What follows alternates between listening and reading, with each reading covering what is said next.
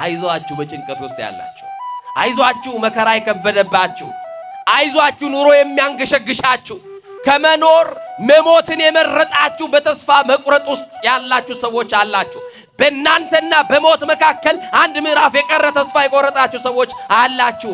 አይዟችሁ የሚለን መድኃኔዓለም ነው። አትጨነቁ የሚለን መድኃኔዓለም ነው። ከጭንቀታችሁ በላይ የሆነ ኑሮ ቢኖር እንኳን አማኑኤል አለላችሁና አይዟችሁ። ይሄ ጊዜ ያልፋል። መከራን ማስረሳት ይችላል። የመከራ ሌሊቶችን ያሳልፋል። እያለቀሳችሁ ያላችሁ አትጨነቁ፣ አይዟችሁ። አማኑኤል እንባችሁን ይጠርግላችኋል። ክርስቶስ ከሌለ አዎ እንፈራለን፣ ዙሪያችን ያስፈራናል። ክርስቶስ ከሌለ የራሳችን ጥላችን እንኳን ያስጨንቀናል። የገዛ ጥላችን ያስፈራናል። ዛሬ የሚያስጨንቀን ተጨማሪው ነው እንጂ ዋናው አይደለም። ዋናችንን ክርስቶስ ሳንይዝ ለተጨማሪው እንጨነቃለን። ዋናችን መድኃኔዓለም መች ተያዘ? የእናቴ ልጅ የበደልከውን ክሰሃል ወይ? የእናቴ ልጅ የቀማኸው መልሰሃል ወይ? ይቅር ለእግዚአብሔር ተባብለናል ወይ? እንደ ተጻፈው እንደ እግዚአብሔር ቃል እየኖርን ነው ወይ? ስጋውን በልተናል፣ ደሙን ጠጥተናል ወይ? ንስሐ ገብተናል ወይ? በቤተ መቅደሱ ነን ያለነው ወይ? ዛሬስ በአመጽ እያለን የምንጨነቀው መንግስቱና ጽድቁን ፈልገን አይደለም። በጎ ለመስራት የሚጨነቅ ማንም የለም። አንተን ያስጨነቀን ነገር እየረገጠ ይመጣል ክርስቶስ እየተረማመደበት።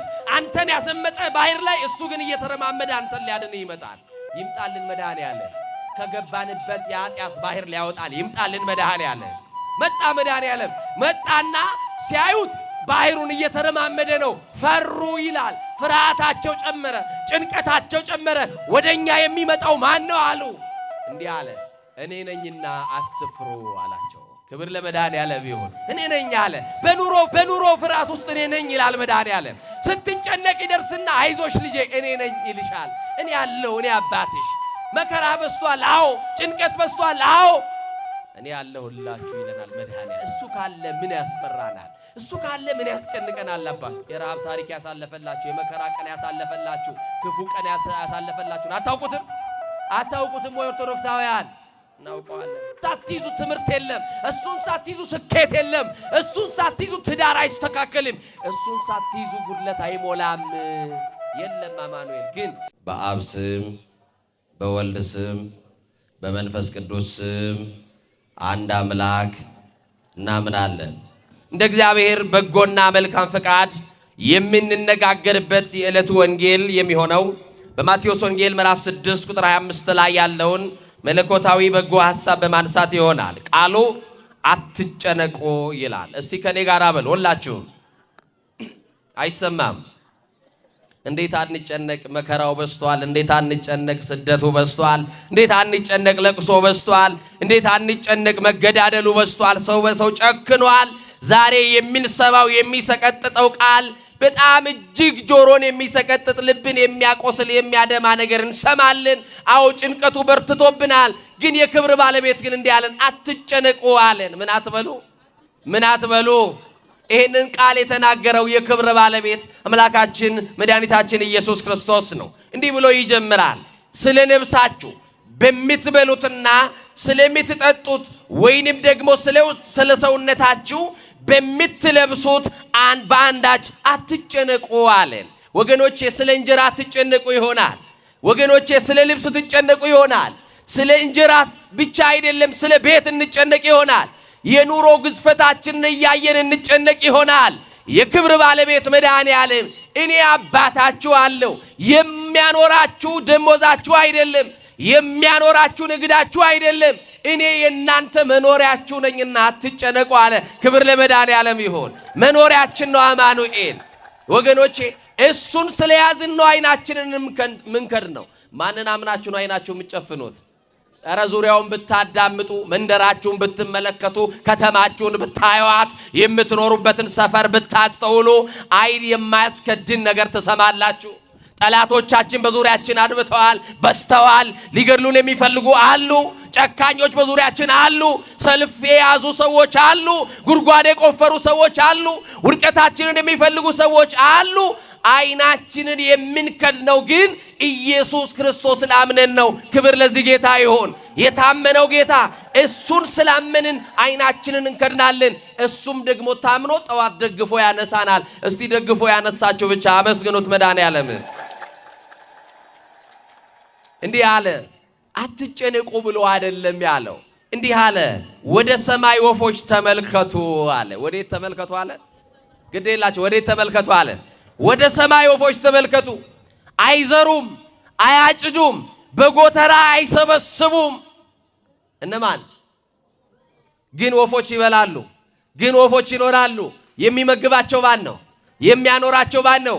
ሳይዘሩ ይበላሉ፣ ሳያጭዱ፣ በጎተራ ሳይከምሩ፣ ሳይሰበስቡ ይኖራሉ። የሰማይ አዋፋት መኖሪያ የላቸውም፣ ቤት እንኳን የላቸውም፣ መጠለያ እንኳን የላቸውም፣ ይኖራሉ አለ። እናንተ ከሰማይ አዋፍ ታንሳላችሁ አለን መድኃኔዓለም። አይዟችሁ በጭንቀት ውስጥ ያላችሁ፣ አይዟችሁ መከራ የከበደባችሁ፣ አይዟችሁ ኑሮ የሚያንገሸግሻችሁ፣ ከመኖር መሞትን የመረጣችሁ በተስፋ መቁረጥ ውስጥ ያላችሁ ሰዎች አላችሁ። በእናንተና በሞት መካከል አንድ ምዕራፍ የቀረ ተስፋ የቆረጣችሁ ሰዎች አላችሁ። አይዟችሁ የሚለን መድኃኔዓለም ነው። አትጨነቁ የሚለን መድኃኔዓለም ነው። ከጭንቀታችሁ በላይ የሆነ ኑሮ ቢኖር እንኳን አማኑኤል አለላችሁና አይዟችሁ አለ። አትጨነቁ አለ። የሰማችሁ ይኖር ከናንተ ተጨንቆ አለ በቁመቱ ላይ አንድ ስንዝር መጨመር የሚቻለው ሳለ አለ። አረ መጨመርማ ቢቻል እኔ ነበር መጨመረው። ይገርማቸዋል።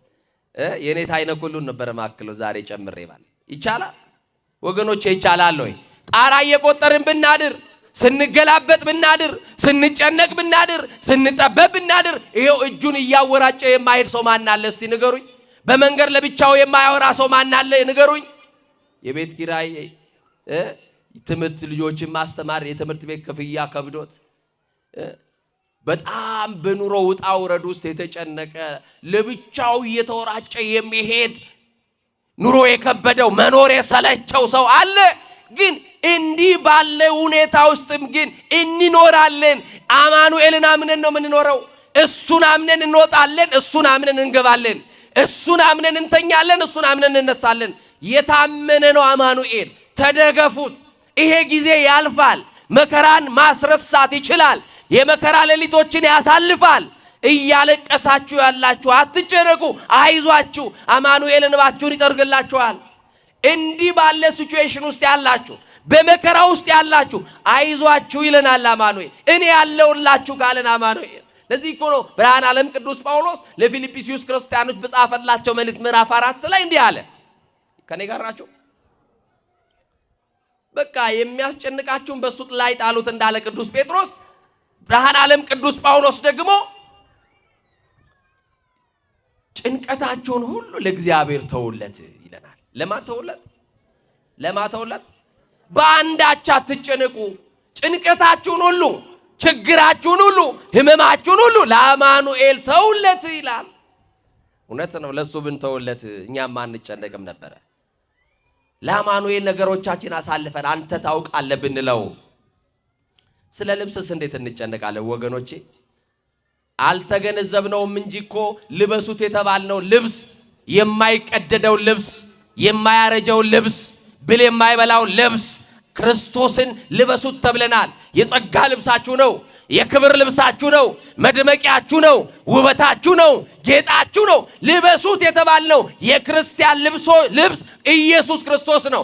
ልብስ ዘይታንመ ወክዳን ዘይተፈትለ የተባለ ክርስቶስ ኢየሱስን ልበሱት ተብለናል። የዛሬ ወንጌል ምን አለ? ስለ ልብስ ስለምን ትጨነቃላችሁ አለን። ስለምን ግዴላችሁም ነገሩ ስለምን አለን? ስለ ልብስ የሜዳ አበቦችን እንዴት እንደሚያድጉ ተመልከቱ። ሶሎሞን እንኳን በክብሩ ከነዚህ እንዳንዱ አልለበሰም አለ። አያችሁ፣ የሜዳ አበቦችን አይታችኋል? እንዴት እንደሚያምሩ፣ እንዴት እንደሚፈኩ። ግን የሜዳ አበቦች ውበታቸውን አይታችኋል? የሜዳ አበቦች ሶሎሞን የተባለው ጥበበኛው ንጉሥ፣ እንደሱ ያለ ንጉሥ የለም። በክብሩ ግን ሶሎሞን እንደነዚህ እንኳን ከአበቦቹ እንዳንዲቱ አልለበሰም አለ። የሰማይ አዋፋትን ተመልከቱ ብሎ ምሳሌ ሰጠን። ስለ ልብስ ደግሞ አትጨነቁ ሲለን ደግሞ አበቦችን ምሳሌ ያደረገልን። እናንተ ከዚህ አትበልጡ አለንና እንዲህ አለን። የክብር ባለቤት ከኔ ጋር ናችሁ? አስቀድማችሁ አለ። እስቲ ሁላችሁም በሉ መንግስቱንና ጽድቁን ፈልጉ፣ ሌላው የምትጨነቁበት ምን ይልላችኋል? ይጨመርላችኋል። ወገኖቼ ዛሬ የሚያስጨንቀን ተጨማሪው ነው እንጂ ዋናው አይደለም። ዋናችንን ክርስቶስ ሳንይዝ ለተጨማሪው እንጨነቃለን። ዋናችን መድኃኒዓለም መች ተያዘ? የእናቴ ልጅ የበደልከውን ክሰሃል ወይ? የእናቴ ልጅ የቀማኸው መልሰሃል ወይ? ይቅር ለእግዚአብሔር ተባብለናል ወይ? እንደ ተጻፈው እንደ እግዚአብሔር ቃል እየኖርን ነው ወይ? ስጋውን በልተናል፣ ደሙን ጠጥተናል ወይ? ንስሐ ገብተናል ወይ? በቤተ መቅደሱ ነን ያለነው ወይ? ዛሬስ በአመጽ እያለን የምንጨነቀው መንግስቱና ጽድቁን ፈልገን አይደለም። በጎ ለመስራት የሚጨነቅ ማንም የለም። ከሞት በኋላ ስላለው ሕይወት ግድ የሚሰጠው ሰው የለም። ወገኖቼ ምድር መቆያ ነች እንጂ መኖሪያ አይደለችምና አትጨነቁ። ጎተራም ከሆነ ይጎድላል፣ ለዓመት ያስቀመጡትን በለት ይበተናል፣ ለሰርግ ያሉትም ለለቅሶ ይሆናል። ብዙ የደከምንለት በአንድ ሌሊት በአንድ ጀንበር አመድ ሊሆን ይችላልና አትጨነቁ። ብዙዎችን የሚያስጨንቃቸው ሀብታቸው፣ ሌሎችን የሚያስጨንቃቸው ደግሞ ማጣታቸው ሆነዋል። ያለውም ይጨነቃል፣ የሌለውም ይጨነቃል። ሀብታሙም ጭንቀት አለበት፣ ድሃውም ጭንቀት አለበት። ማንም አይጨነቃል። ትንሹ ይጨነቃል፣ ትልቁ ይጨነቃል። ነጋዴው ይጨነቃል፣ ገበሬው ይጨነቃል። ካህኑ ይጨነቃል፣ ምዕመኑ ይጨነቃል። ሁሉም ዕጣ አለበት። አይዟችሁ፣ ነገራችሁን ለእግዚአብሔር ሰጥታችሁ በሰላም መኖር ትችላላችሁ። እንጀራው ከሆነ የዕለት ነው፣ ልብሱም የዓመት ነው። አትጨነቁ። ወይ እናቴ ልጆች አትጨነቁ። የዓመት ልብስ የዕለት ጉርስ አይነሳንም። አማኑኤል አትጨነቁ። ማለፋችን አይቀርም፣ መሻገራችን አይቀርም። እሱን ይዘን ክፉ ቀንን መሻገራችን አይቀርምና አትጨነቁ። ትዳሩም ጭንቀት አለው። ዛሬ እውነት አሰብ ትዳሩ ጭንቀት አለው። አዎ ያላገባውም ይጨነቃል፣ ያገባውም ይጨነቃል። ነጋዴውም ይጨነቃል፣ ያተረፈውም ይጨነቃል፣ ያላተረፈውም ይጨነቃል። ስራ ያለውም ይጨነቃል፣ ስራ ያጣውም ይጨነቃል። ሁሉ ይጨነቃል። የምንጨነቅበት ነገር ይለያይ እንጂ ወገኖቼ እንጨነቃለን። ከኔ ጋር ናችሁ አይደል? እንዲህ ይላል ጠቢቡ ሶሎሞን በመጽሐፈ መክብብ ምዕራፍ 2 ቁጥር 25 ላይ እንዲህ ይላል፣ ያለ እርሱ ፈቃድ የበላ ይላል። እስቲ ቅበሉ ከኔ ጋር ያለ እርሱ ፈቃድ የበላ በሉ። ደስታንስ የቀመሰ ማን ነው አለ። እውነት ነው። ያለ ክርስቶስ ፈቃድ የበላ አለ ወይ? ደስታንስ ያለ እሱ ፈቃድ የቀመሰ አለ ወይ? የለም። መውጣታችን በእርሱ ነው፣ መግባታችን በእሱ ነው። ተደገፉት። ጨለማን ያሳደደው ብርሃን ክርስቶስ ነው። በሕይወታችሁ ያለው ጨለማ እንዲገፈፍ አማኑኤልን ተጣበቁት። ኢየሱስ ክርስቶስ ዓለምን ሁሉ ያበራ ፋና ነው። በሕይወት ውስጥ ያለውን ጨለማ እንዲያበራል ተጠጋው። ኢየሱስ ክርስቶስ የማይነዋወጥ መሰረት ነው። የሚነዋወጠው ቤት እንዲጸናል ተደገፈው። ኢየሱስ ክርስቶስ የማይፈርስ ግንብ ነው። ቤት፣ ትዳር፣ ሕይወት እንዳይፈርስ ተጠጋው አማኑኤልን። ኢየሱስ ክርስቶስ የማይሰበር መርከባችን ነው። መርከብ የተባለው ቤታችን ሊበጠበጥ ይችላል። መርከብ የተባለው ንግዳችን ሊበላሽ ይችላል። መርከብ የሆነ የተባለው ሕይወታችን ሊናወጥ ይችላል። ታስታውሳላችሁ? የዮሐንስ ወንጌል ምዕራፍ 6 የማርቆስ ወንጌል ምዕራፍ 6 ላይ የተጻፈ አንድ ቃል አለ። የክብር ባለቤት መድኃኔ ዓለምን የሚከተሉ ብዙ ሕዝቦች ነበሩ ይላል። ማንን የሚከተሉ? አዎ ከሕይወት ሰልፍ ውስጥ ካላችሁ አማኑኤልን እየተከተላችሁ ነው ማለት ነው። አዎ ብዙ ሰዎች የሚከተሏቸው ሰዎች አሉ። እኛ ግን የምንከተለው አማኑኤልን ነው።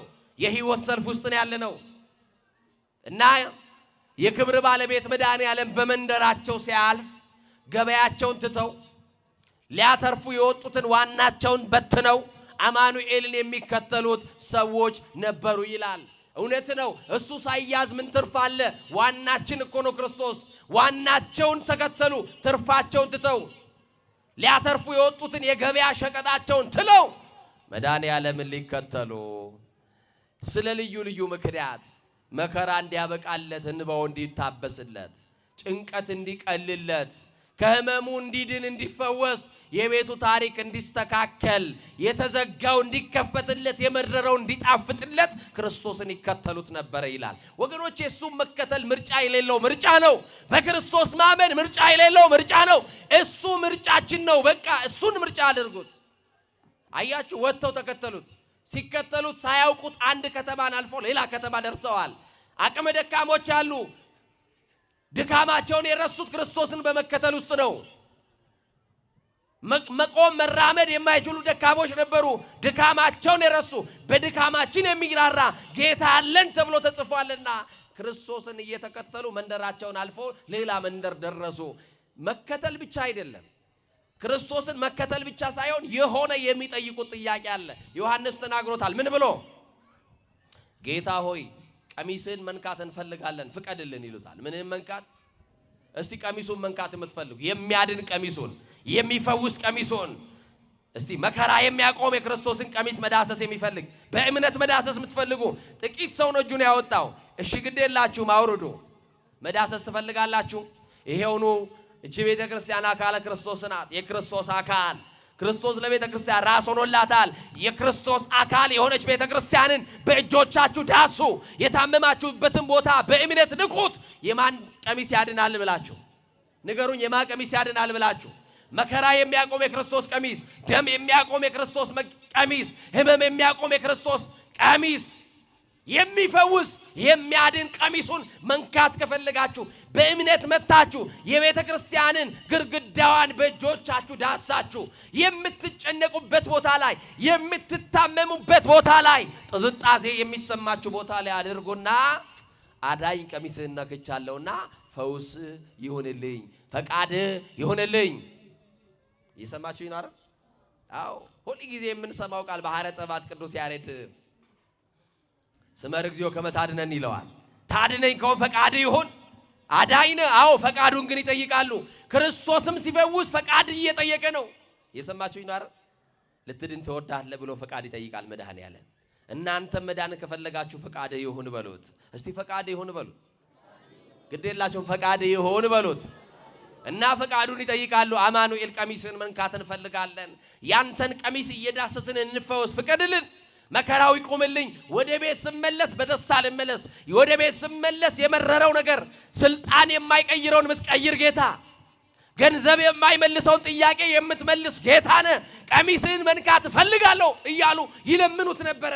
የሚያድን ቀሚሱን እየፈቀደላቸው ያስነካቸዋል። እነሱ በእጃቸው ሲጨብጡ መከራቸው ይቆምላቸዋል፣ ደማቸው ይቆምላቸዋል፣ ህመማቸው ይቆምላቸዋል፣ ጭንቀታቸው ይቆምላቸዋል። እና ልክ አመሻሽ ላይ ክርስቶስ እነዛ የሚከተሉትን ሕዝብ አየና አዘነላቸው ይላል። ይዘንልን መድኃኔዓለም፣ ይራራልን መድኃኔዓለም። ዓለም ጨክኖብናል፣ መድኃኔዓለም ይዘንልን። ዓለም እኛነታችንን ጠልታለች። ክርስትናችን ተጠልቷል፣ መስቀላችን ተጠርቷል፣ ኦርቶዶክሳዊነታችን ተጠልቷል። ማን ይዘንልን ወገኖቼ? የማይጠላን ማን ይዘንልን? አማኑኤል ይዘንልን ወገኖቼ። ዓለም ጠልቶናል፣ እመኑ፣ ዓለም ጠልቶናል። እቺ ኦርቶዶክስ የምትባል ቤተ እምነት ዓለም ጠልቷታል። ለምን? እውነት ስላለባት። ምን ስላለባት? ምን ስላለባት? እውነት ስላለባት። እና ወገኖቼ መድኃኔዓለም አያዘነላቸው። ለምን አዘነላቸው? እንደ ራባቸው አወቀና። ምን እንዳላቸው? ምን እንዳላቸው? እንደ ራባቸው አወቀ። ራባችን ይገባዋል መድኃኔዓለም። አያችሁ፣ ሳትበሉ የምትውሉባት እኮ ቀን ልትኖር ትችላለች። ከማጣት የተነሳ ሳትበላ የምታድርባት ሌሊት ወይንም ደግሞ ሳትበላ ያደርክበት ሌሊት ሊኖር ይችላል። ረሃብን ግን ማን ያውቃል? ንገሩኝ። በልቶ ማደራችን ሰው አያውቁም። ታጥበን ስንወጣ ምንም ያልጎደለን ይመስላቸዋል። ጉድለታችንን ማን ያውቃል? ችግራችንን ማን ያውቃል? እግዚአብሔር ያውቃል። ዝም ብሎ ተከትለው መጨረሻ ላይ ልክ ቀኑ ሲጨልም ዘወር አለና አንዳች የሚበላላችሁ አለ ጌታ። ምን አላችሁ? ቤታችሁ ምን አለ? ሰላም አለ ቤታችሁ? ቤታችሁ በረከት አለ? ቤታችሁ መስማማት አለ? ቤታችሁ ጤና አለ? አባት ከልጁ ጋር ሰላም ነው? እናት ከልጇ ጋር ደህና ናት? ባል ከሚስቱ ጋር ሰላም ነው? ልጆች ከወላጆቻቸው ጋር ጤናማ ግንኙነት አላቸው ወይ? የለም፣ ውሸት ነው። እዚህ መተን እናስመስላለን እንጂ ቤታችን ገብተን ደም እንባ የምናለቅስ ነን ብዙዎቻችን። ሰላም አይደለንም። ቤታችን ሰላም ያርግልን። ሰላም አይደለንም መስማማቱን ይዘዝልን። ልጆች ወላጆቻቸውን እንዲያደምጡ ልባቸውን ይመልስልን። እና አንዳች የሚበላላችሁ አለ ጌታ። የሰማችሁኝ ነው? እነ ፊልጶስ መልስ ሰጡ። በጣም ብዙ ሕዝብ ነው ያለው። ጌታ ሆይ ለዚህ ሁሉ ሕዝብ የሚበቃ እንጀራ ስለሌለን ከተማ ሄደን የ200 ብር እንጀራ እንድንገዛ ፍቀድልን አሉት። የስንት ብር እንጀራ? ግዴላችሁ የስንት ብር እንጀራ? አማኑኤል ተይዞ ብዙ ማግበስበስ የለም፣ ጥቂቷን ማቅረብ እንጂ። መድኃኔዓለም ባለበት ጥቂቷን ማቅረብ ነው። አዎ ቤት ያለው ነገር ጥቂት ነው፣ ግን አምነ ለክርስቶስ ስጠው። ማበርከት ይችላል አይችልም? ጥቂት ሲለምኑት ብዙ መስጠት እኮ የአማኑኤል ልማዱ ነው። የበረከት አባት እኮ ነው። ጥቂቷን ማበርከት ይችላል። እና ወገኖቼ የ200 ብር እንጀራ ልንገዛ ገበያ እንሂድ ፍቀድልን አሉት። ጌታ እንዲህ አላቸው። የሰማችሁ ነው? በእናንተ መካከል እንጀራ የለም እንዴ ሲል፣ አይ በእኛ መካከል ያለውማ ጥቂት ተይዟል። 5 የገብስ እንጀራ 2 ዓሣ የያዘ ሰው አለ አለ። እሱን አምጡልኝ። ብዙ መሰብሰብ አይደለም፣ ጥቂቷን አበርክቼ ስበግብ የበረከት አባት እንደሆንኩ መጋቢ እንደሆንኩኝ ማወቅ አለባቸው። ቅዱስ ዲዮስቆሮስ ነግሮናል። እግዚኦ መጋቢ ሁሉ። አዎን አቤቱ የሁሉ መጋቢ ነው በሉት። መድኃኔዓለም የሁሉ መጋቢ መድኃኔዓለም ነው። እውነት ሐሰት እውነት ሐሰት። እና 5ቱን እንጀራና 2ቱን ዓሣ ይዞ ወደ ሰማይ አሻቀበና አመሰገነ፣ ባረከ። ቆርሶ ደግሞ እንካችሁ በሚገባው ቦታ ላይ አስቀምጧቸው ብሎ አዘዘ። የሥርዓት ጌታ ነው። የሰማችሁ ነው? ወንዶቹ በወንዶቹ አስቀመጣቸው። ልክ እንዳንተ እንደተደባለቃችሁት አይደለም። እሺ ወንዶቹን ቤት አስቀመጠ በወንዶቹ፣ ሴቶቹን ቤት አደረጋቸው በሴቶቹ አስቀምጦ ሕፃናቱን በሚገባው አድርጓቸዋልና አስቀመጠ። ከዛ በኋላ እንካችሁ ስጧቸው አለ። እንዴት ታምናላችሁ? 5 እንጀራ፣ ህዝቡ ግን በጣም በሺዎች የሚቆጠር ህዝብ ነው። 5ቱ እንጀራ አይናቸው እያየ ራሱ 5 እንጀራ ነው። ክርስቶስ ግን አዘዘ። ምን በሉ? አስቀምጧቸውና ስጧቸው አለ። ከተቀመጡ በኋላ በክብር ሄደው ሲሰጧቸው 5000 ህዝብ በልቶ፣ እሱም 5000 ወንዶች ብቻ ተቆጥረው። ማን ተቆጥሮ? ወንዶች ብቻ ተቆጥሮ፣ ሴቶች አልተቆጠሩም፣ ህፃናትም አልተቆጠሩም። እንዳይቀር እንዳይላችሁ ደግሞ እህቶች አልተቆጠርንም ብላችሁ ይሰማችሁ ይናል። ሴቶች ያልተቆጠሩት ከሚበሉት ለልጆቻቸው የሚያበሉት ስለሚበልጥ ነው። እውነት ሐሰት? ወንዶቹ እናንተ ግድ የለም ዛሬ መስክሩላቸው። እውነት ሐሰት? አሁን ሴት ልጅ ከወንድ ጋር ከቀረበች ማን ነው የሚበላው በደንብ? ሴቶች አሉ። እዚህ ጋር ተከሳቸዋል። እንግዲህ አይ ሴቶች ናቸው አሉ እንዳበላሉ፣ ግን ወንዶች ነው የሚበሉት አይደል? ሴቶቹ ያልተቆጠሩበት ምክንያት ከሚበሉት ለልጆቻቸው የሚያበሉት አይታችኋል። የኢትዮጵያ እናቶች እናንተ ከትምህርት ቤት ስትመጡ እንጀራ ምሳ ታቀርብና እናት ምን ትላለች? ጥቂት ትንሽ ትበላና ያንተን ርቦክ ስትበላ አበላልህን ታይና ጠግበ እንድትበላ ብላ እናት ትነሳለች ሳትጠግብ። እማዬ ብይ እንጂ ሲሏት አይ አንተ ትምህርት ቤት እያለህ እኮ በልቻለሁ ጥገብና ብላለኝ ትላለች። እሷ እኮ የራባት ነው ልጇ የምታበላው። እንዲህ እያደረገች ያሳደገችን እናትን እየገላመጥክ ቤተ ክርስቲያን የምትመጣ እንዲሆና እሷ ተርባ አንተን አብርታ እዚህ ያደረሰችን እናትን አላቀልሽም እጭ ምናምን እያልክ ከቤት አስቸግረ ቤተ ክርስቲያን የምትመጣ ሰው እግዚአብሔር አይቀበልም። እውነቴን ነው የምነግርህ። አገልግሎታችን የሚጀምረው ቤት ነው። እውነት ሐሰት? ለእናት ለአባቶቻችን ሳንታዘዝ ለእግዚአብሔር አንሆነውም። እግዚአብሔር ላይ እናምጻለን እንጂ ለእግዚአብሔር አንሆነውም። እውነቴን ነው የምነግራችሁ። እና እናቶቻችን እስቲ ለኢትዮጵያ እናቶች እስቲ አጨብጭቡና እስቲ አመስግኑልኝ። እና ሌላው ሕፃናት አልተቆጠሩም። ሕፃናቱም ያልተቆጠሩት ከሚበሉት የሚፈረፍሩት ይበልጣል። እውነት ሐሰት? የሚጥሉት የሚደፉት ይበልጣልና በደም ጥርግ አድርገው የበሉት ወንዶቹ ናቸው ማለት ነው። አሳምሮ ነው የበሉት የዛ ጊዜ ወንዶቹ። ስለዚህ 5000 ወንዶች ተቆጠሩ ማለት ነው። ስንት ሺህ ወንዶች? በስንት እንጀራ? በ5 እንጀራ። በስንት ዓሣ? በ2 ዓሣ። 5000 ሕዝብ ወንድና ሴቶችና ሕፃናት ሳይቆጠሩ የበረከት አባት መድኃኔዓለም ስለሚበሉት እንዳይጨነቁ እራታችን ምን እንበላለን መንገዳችን ረጅም ነው ብለው እንዳይሰጉ በምትለብሱት በምትበሉት አትጨነቁ ያለ ጌታ ጥቂቷን አበረከተና መገባቸው። ከዛስ ደቀ መዛሙርቱ ስለመሸ ህዝቡን አሰናብት ብለውት ህዝቡን ካሰናበተ ወደ ቤታችሁ በሰላም ሂዱ፣ ጤናታችሁ የመጣችሁ ጤናው ተስተካክሎላችኋል ሂዱ።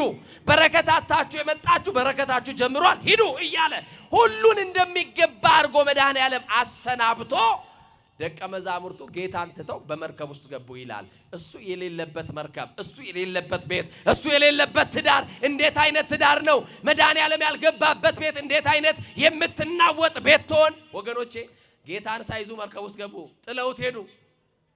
ማርቆስ ስንት ምዕራፍ እንደቀዘፉ አይናገርም። ዮሐንስ ግን 5 ምዕራፍ ያክል ቀዘፉ ይላል። ስንት ምዕራፍ? ጌታን ሳይዙ መንገድ መውጣት አይቻልም። አማኑኤልን ሳይዙ ወጥቶ መግባት አይቻልም። እሱን ትተውት ሲሄዱ መርከቧ ላይ ነፋስ ተነሳ። መርከቧ ላይ አውሎ ነፋስ በረታባትና መርከቧን መነቃነቅ ጀመረ። ተወዛወዘች መርከቧ፣ ልትሰጥም ቀረበች። በዚህ ሰዓት ተጨነቁ ይላል። የዛሬው ትምህርት ግን አትጨነቁ ነው።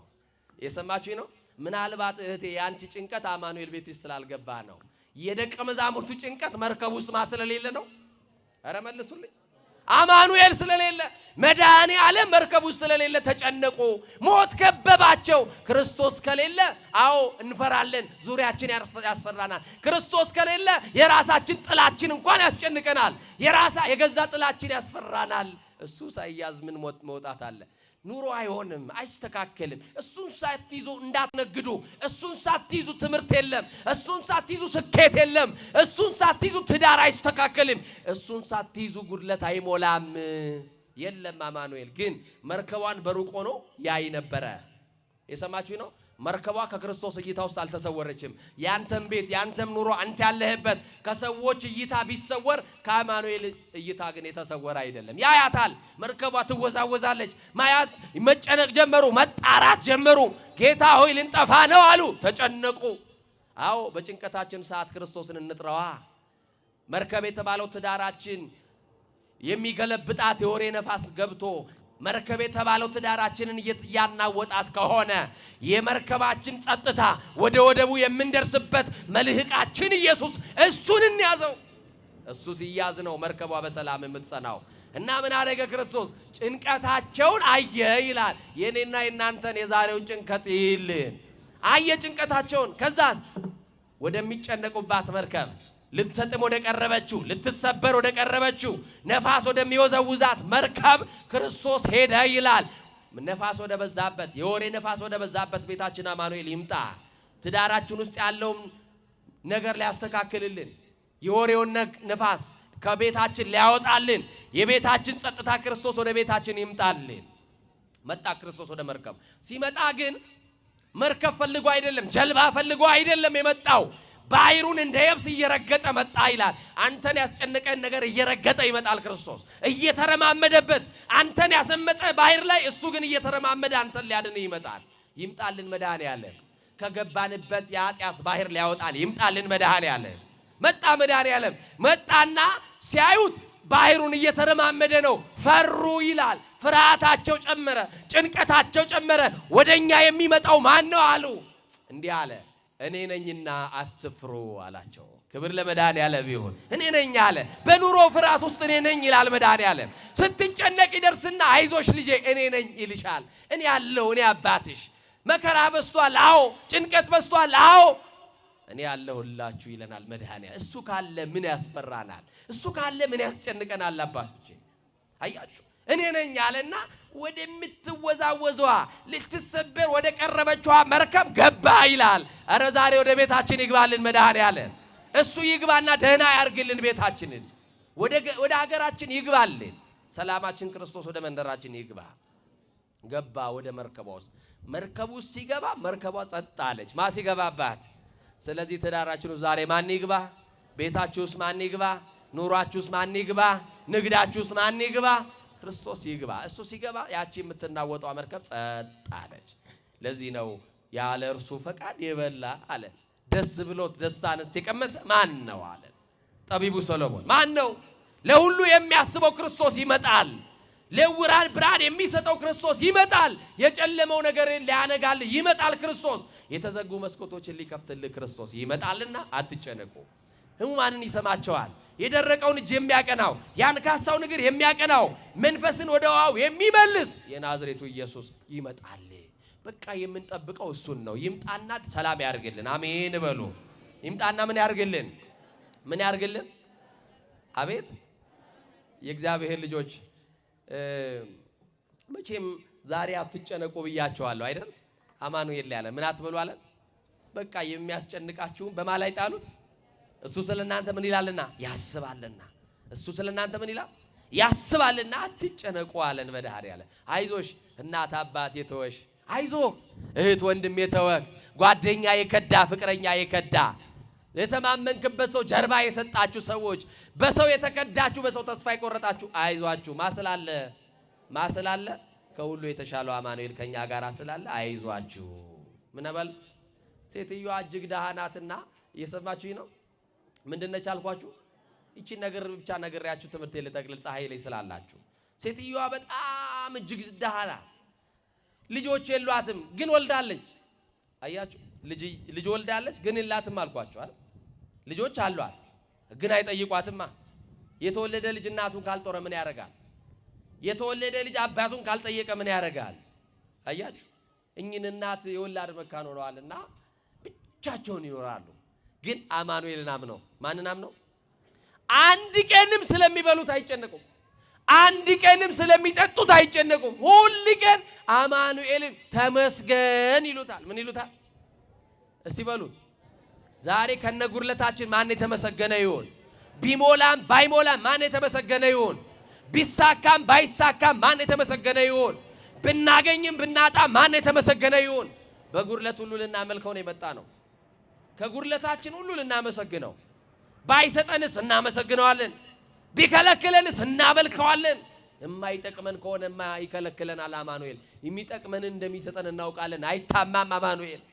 እና እኚህ ሴትዮ ልክ ጨልሞ መንጋቱን የሚያውቁት ቀና ሲሉ ቤታቸው ጭስ ይጨሳል፣ ቆርቆሯቸው እንደ ወንፊት የተበሳሳ ነው። ቀና ሲሉ ጨረር ይገባል፣ የፀሐይ ብርሃን። ጌታዬ ለኔ ለዳዋ አነጋልኝ ማለት ነው ተመስገን ትላለች።